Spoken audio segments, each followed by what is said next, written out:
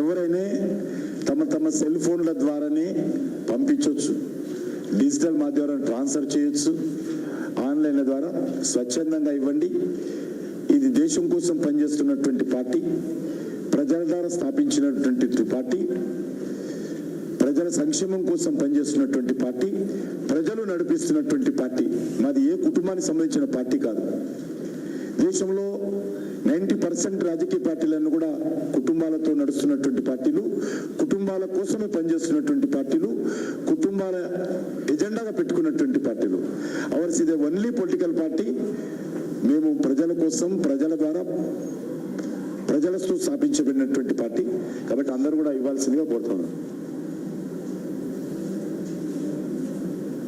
నమో యాప్లోకి వెళ్ళిపోతే అందులో డొనేషన్ ఉంటుంది, అందులోకి వెళ్ళిపోయి అందరూ కూడా ఇవ్వాల్సిందే కోరుతా ఉన్నాను. అందరినీ ఎంతైనా ఇవ్వచ్చు.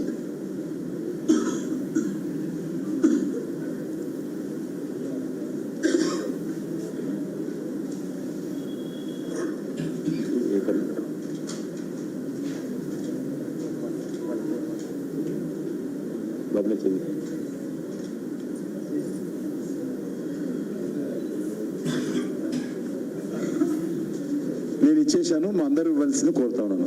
ఇది పార్టీ కార్యకర్తలకు వర్తిస్తుంది, సానుభూతి పరులకు వర్తిస్తుంది. అదేవిధంగా దేశ సంక్షేమం కోరుకునేటువంటి వాళ్ళు, దేశం అభివృద్ధి కావాలని కోరుకునేటువంటి వాళ్ళు, నీతి నిజాయితీతో రాజకీయ పార్టీలు పనిచేయాలనుకున్నటువంటి వాళ్ళు ప్రతి ఒక్కరు కూడా భారతీయ జనతా పార్టీకి ఆర్థిక సహాయం అందించాల్సిందే కోరుతా ఉన్నాను. నేను ఆలోచించలేదు.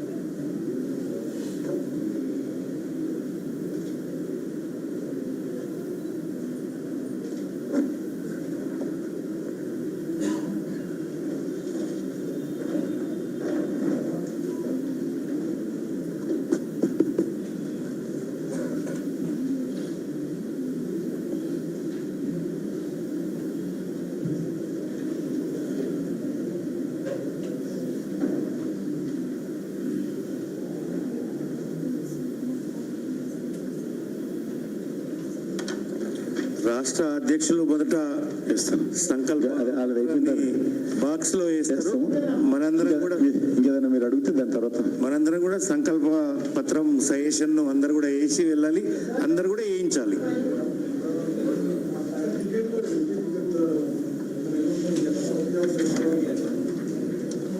ఎప్పుడైనా రావచ్చు. అది జాతీయ స్థాయిలో కేంద్ర పార్టీ ప్రకటించేటువంటి అంశం. నిన్న వివిధ పార్టీల రాష్ట్రాలకు సంబంధించినటువంటి పార్టీ నాయకుల యొక్క కొంత అభిప్రాయ సేకరణ తీసుకొని వాళ్ళు జాతీయ స్థాయిలో కేంద్ర ఎన్నికల కమిటీ వాళ్ళు ఫైనల్ నిర్ణయం తీసుకుంటారు. బహుశా ఎప్పుడైనా రావచ్చు. వస్తే మీకే ముందు చెప్తాం. మేమేమి చేయలేదు. ఆ ముందు వితౌట్ కండిషన్ ఎవరైనా చేరవచ్చు. పార్టీ టికెట్ ఇవ్వాలి లేదా పార్టీ ఆలోచిస్తుంది. యాజ్ అ కండిషన్గా ఏది కూడా ఇవ్వము.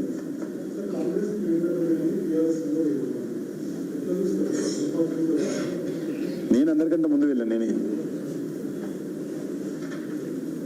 చెప్పాను కదా, పార్టీ స్టాండ్ మేడిగడ్డ మీద చాలా క్లియర్. కాబట్టి ఇప్పుడు మా పై అంశం పోతుంది అవన్నీ చెప్తే.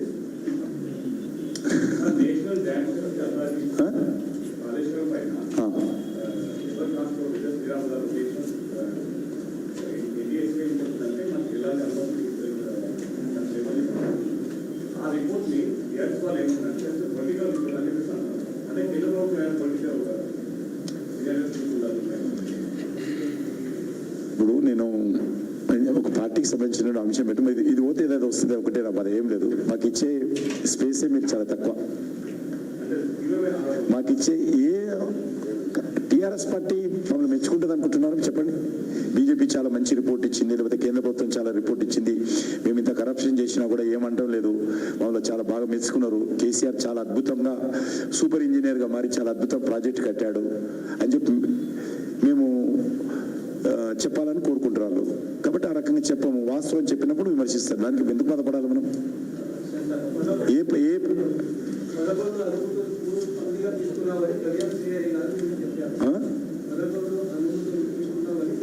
అవును అవును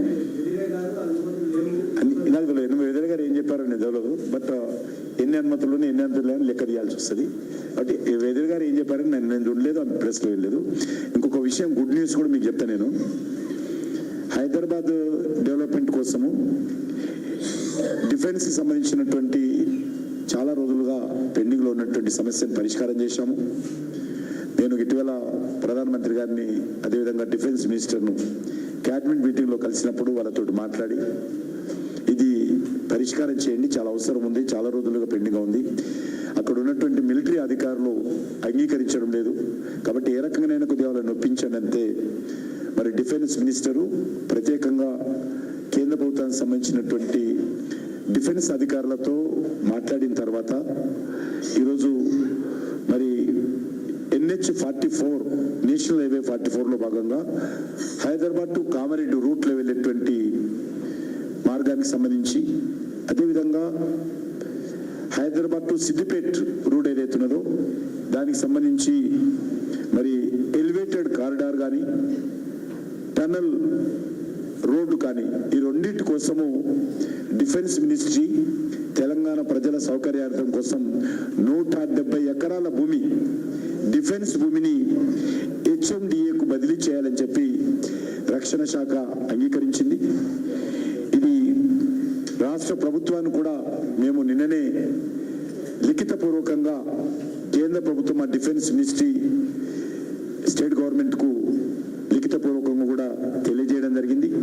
నేను ఈ సందర్భంగా, ఎందుకంటే సికింద్రాబాద్ కంటోన్మెంట్ ప్రాంతంలో చాలా కాలంగా ఈ యొక్క డిఫెన్స్ ల్యాండ్స్ ఏవైతున్నాయో రక్షణ శాఖ భూములు మరి బదిలీ చేయాలనేటువంటి పరిష్కారము మరి అనేక రోజులుగా ఉన్నది. అందుకే 6.9 lakhs చదరపు మీటర్లు 6.9 lakhs చదరపు మీటర్లు ఆల్మోస్ట్ 170 ఎకరాల భూమిని మేము ఈ యొక్క హైదరాబాద్ మెట్రోపాలిటన్ డెవలప్మెంట్ అథారిటీకి కేంద్ర ప్రభుత్వం తరఫున బదిలీ చేయాలని నిర్ణయించాము.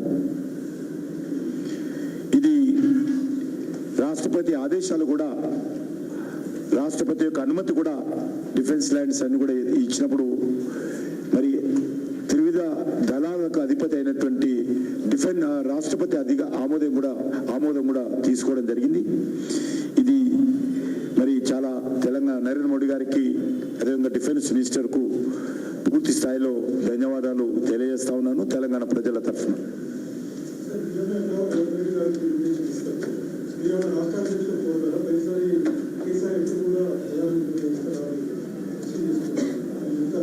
ప్రోటోకాల్స్ ఉంటాయి, అది కొత్తగా ఎవరికి కూడా ప్రత్యేకమైనటువంటి ఆహ్వానాలు ఇవ్వాల్సిన అవసరం ఉండదు. ఒక ప్రధానమంత్రి వచ్చినప్పుడు, ఒక డెవలప్మెంటల్ యాక్టివిటీలు వచ్చినప్పుడు ముఖ్యమంత్రి కానీ, గవర్నర్ కానీ, ఉన్నతాధికారులు కానీ వస్తుంటారు.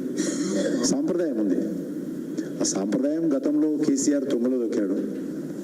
మరి రేవంత్ రెడ్డి గారు వస్తారని భావిస్తున్నాను, రావాలని కోరుకుంటున్నాను.